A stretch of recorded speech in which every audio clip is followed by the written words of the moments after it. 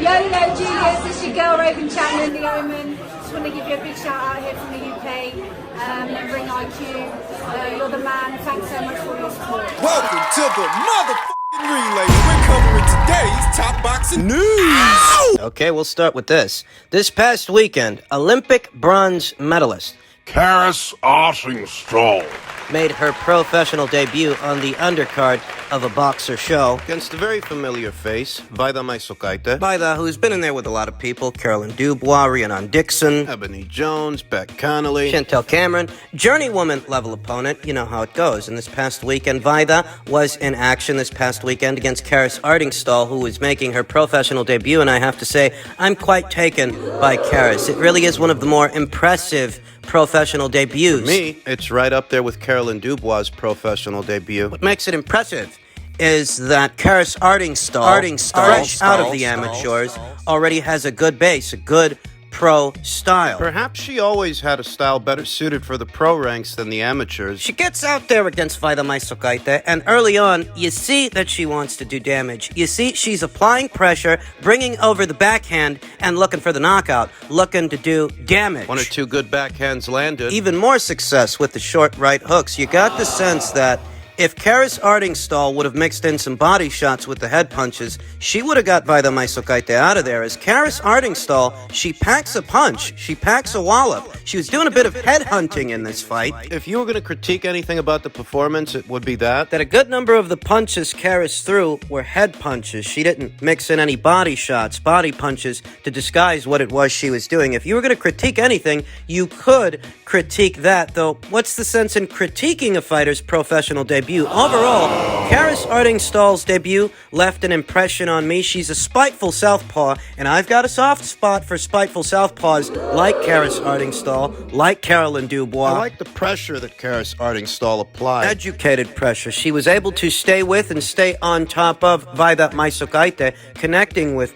power shots. I like how Karriss was sitting on those shots and sitting on those punches. Oftentimes, a lot of fighters fresh out of the amateurs, they throw a lot of slappy shots. A lot of amateurs that turned pro, the good ones, they go for activity. More point-based styles as opposed to trying to inflict damage on the fighter opposite the ring. The difference between an amateur style, a more amateur style, and a pro style. Karriss Artingstall already has a pro style, a good pro style, and that's what impressed me. Take some fighters a little while. Take some fighters a couple of fights before they fully develop a good pro style, whereas Karriss already has a good base. If I'm being honest, I don't think it'll be long now before she starts knocking girls' heads off, before she starts racking up knockouts. She's fundamentally sound, has power. She's got a good straight backhand and a good right hook. Seems like she's got power in both hands. Karriss campaigns in featherweight division. Featherweight, that's 126 pounds. Where her amateur rival and matchroom fighter, matchroom import,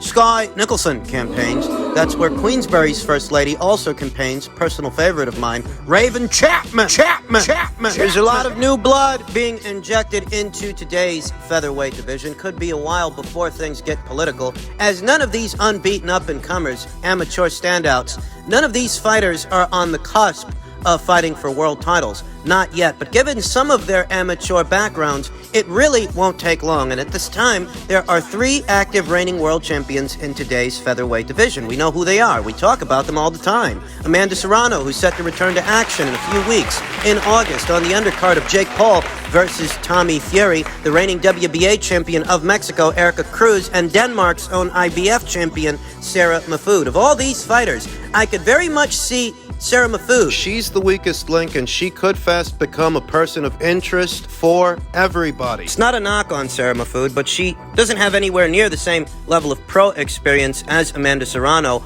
or Erica Cruz, for that matter. Sarah Mahfoud only has a little over 10 fights, maybe 11. She's not as experienced as the other 2 champions, and in a short amount of time, given the kind of schedule that these amateur fighters are on, and the platforms that are behind them, the banners they fight under, both Sky Nicholson and Karriss Artingstall, they could see themselves catching up to a Sarah Mahfoud, her quality of competition, in 12 months. Sarah's a good little fighter, a good little champion, but her quality of competition really isn't head and shoulders above the other two champions at this weight. Any one of those girls that she fought en route to a title, I'd give either Karriss Artingstall, Raven Chapman, or Sky Nicholson good odds to beat those same girls. Essentially what I'm getting at is these unbeaten up-and-comers, in 12 months, they could very well catch up to a Sarah Mahfoud. It'd take them a lot longer to catch up to an Amanda Serrano, obviously, and Erica Cruz to some degree, though Sarah's the most vulnerable. Sarah's the weakest link. And in time,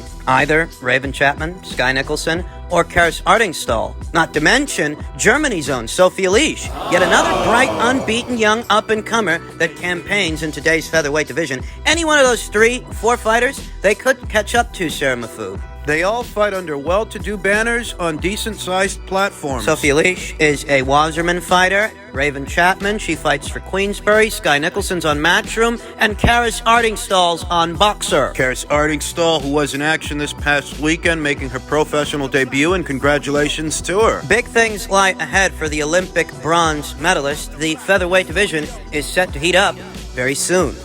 In men's bantamweight news, in reference to the potential Naoya Inoue versus Paul Butler fight, Naoya Inoue says he's happy to travel to the United Kingdom for the undisputed clash. I'm sure he's happy to. I'm sure he likes his chances in Japan, the UK, or the US. Not surprised to hear that Naoya Inoue has no aversion to traveling, though why should he have to travel when he is so obviously the bigger name in association with this fight? Nobody even knows Paul Butler. We just cut the crap. Naoya Inoue said he's prepared to come to the UK and fight Paul Butler for the undisputed bantamweight title.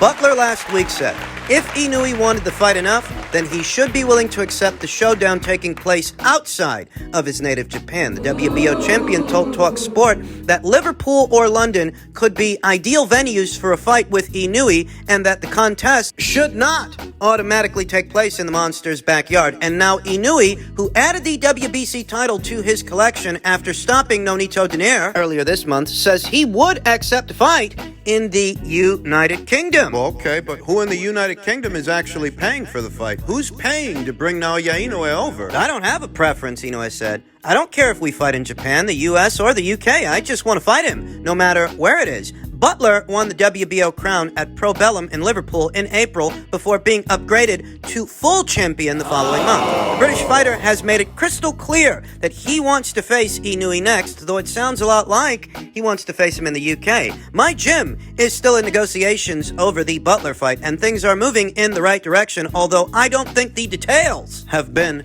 worked out. Shortly after Naoya Inoue's knockout win over Nonito Donaire, Naoya himself stated that they've already been talking to the Paul Butler people, and that they're eyeing October for the Paul Butler fight. Now all of a sudden we're hearing about Paul wanting the fight in the UK, Paul Butler wanting the fight in Liverpool, when Paul Butler's not a bigger name in the UK than Naoya is in Japan. Paul Butler isn't a bigger name, isn't a bigger draw in the United Kingdom than Naoya Inoue is in either Japan or the United States. That's not saying that Naoya Inoue is some big draw in the United States, though he's slightly more well-known than Paul Butler. I think most people don't even really know the circumstances of Paul Butler procuring that WBO title. I hope this isn't the beginning of Paul Butler. I hope this isn't Paul trying to drag his feet and delay this fight. I hope that's not what this is. Though given that Naoya Inoue has no aversion to traveling abroad, he's actually done it before. Came here to the States. He has no aversion to traveling to the United Kingdom for this fight. The only question is who in the United Kingdom is paying for it? Who in the United Kingdom would pay Naoya Inoue to come over? Richard Schaefer, the people at Pro Bellum, as Paul Butler is a Pro Bellum fighter. When you say that you'd prefer that Naoya Inoue come over to the United Kingdom to face you there, well, your promoter, Pro Bellum, Richard Schaefer, they don't have a broadcast partner in the United Kingdom. So who's supposed to pay for all this? Who's going to foot the bill if what you want is for the fight to happen in Liverpool or London? Naoya Inoue is a Top Rank guy, and Top Rank's UK affiliate, their network broadcast partner, is Sky Sports. In theory, if the fight were to happen in the United Kingdom, I would imagine that to some degree, Sky Sports might be involved, but this isn't coming at Naoya Inoue's team's requests or Top Rank's request. This is coming at the request of Paul Butler. So if you're the one that wants it in the UK, are your people going to pay for it? I don't want to read too much into this. These comments from Paul Butler stating that Naoya Inoue should be willing to fight in either Liverpool or London. I don't want to read too much of this, though it's possible that this could be the beginning of Paul dragging his feet. Maybe he doesn't want this fight as bad as he initially let on, though I think he should take it because it's the biggest and best fight for him. There are no other fights at bantamweight that will pay Paul what this fight might pay Paul. Let's say that Paul doesn't like his chances in this fight. Let's say that he doesn't really want it. He just wants to hang on to the brown belt. Hypothetically speaking, let's say that this is the beginning of Paul Butler trying to delay things, drag his feet. Let's say he doesn't fight Inoue. It's just a matter of time before someone takes that brown belt from him. As we speak, Sonny Edwards, reigning IBF flyweight champion, who I spoke to very recently, he communicated to me that he'd like a Paul Butler fight. It doesn't rank as high on his priority list as unification matches at his own weight, though he made it clear Paul Butler is someone of interest. So whether you lose that belt to Sonny or you lose it to Naoya Inoue, either way, So I'm not going to beat around the bush, and I'm not going to pussyfoot around. it's only a matter of time before Paul Butler loses that brown belt. If he tries to circumvent a Naoya Inoue fight so he can hang on to it longer, he may still end up losing it just for less money than he would have made losing it to Naoya Inoue. There's no shame. No shame in losing that fight, though there is the great risk of bodily injury. Still, there's no shame. A crying shame would be losing that belt anyway to someone else for less money than you could have made fighting Naoya Inoue, because Paul Butler's not getting any younger. This guy's in his mid-30s. I really hope he doesn't fuck up this fight. Hell, maybe it's not even Paul. Maybe Paul's just following instructions. The instructions of the people over there at Pro Bellum who don't have that many world champions to spare, and if they have to sacrifice a title to somebody, they'd prefer that it be one of their own fighters, one of their own champions. We see it all the time. Maybe what they'd prefer is that title be transferred to Sonny Edwards, who did say he's open to a Paul Butler fight. Maybe that's what this is. I just don't know. But you have to admit it's strange of Paul to expect Naoya to come to him. Paul Butler, God bless him, he's not the bigger draw, he's not the bigger name, he's not the more accomplished fighter, he's not the unified and lineal champion. Stop me when I tell a lie. Any fights that were tapped to happen fell apart in situations just like this one, where requests like this were a precursor. Stop me when I tell a lie. How many times with how many fights have we seen situations just like this one unfold to where a fight doesn't happen? I hope that's not what Paul's doing. Who does he think is going to want to see him fight moving forward if he openly avoids Naoya Inoue? Think that's going to get you more money? Attract you more fans, more viewership? It's not. Go to Japan and get your fucking ass kicked. Get on that plane and take your beating. Donito Donaire did, and he's a more accomplished, well-known guy than you are. He went to Japan 2 times, took 2 beatings, so who the hell are you? Who do you think you are? Let's hope this isn't Paul Butler dragging his feet. Let's hope that this is little more than just a suggestion. And if it is something that Naoya Inoue is open to, let's just hope that it doesn't delay the fight, because this division needs consolidation, whether Paul Butler likes it or not. And finally, news broke earlier today by way of Eddie Hearn's social media. Eddie Hearn, who stated he's delighted to sign a new multi-year extension with one of the hottest young guns in the world, Bam Rodriguez. Looking forward to witnessing much greatness. More and more, this young fighter's career is taking off. The world really is his oyster. And it all started with him standing in for Sor Rungvisai. Moving up 2 weight classes to be a late replacement for Sor Rungvisai, who was supposed to be having a rematch with Carlos Cuadras, an established name at super flyweight, one of the 4 kings in that division. Bam decided to take on that fight on short notice for the vacant WBC title, and he passed that acid test with flying colors. This signing and all the success that Bam is having sends the right message to the next crop of young fighters coming through. You know, I think about Devin Haney biting the bullet, going all the way down to Australia, so far from home, without his father by his side. He didn't know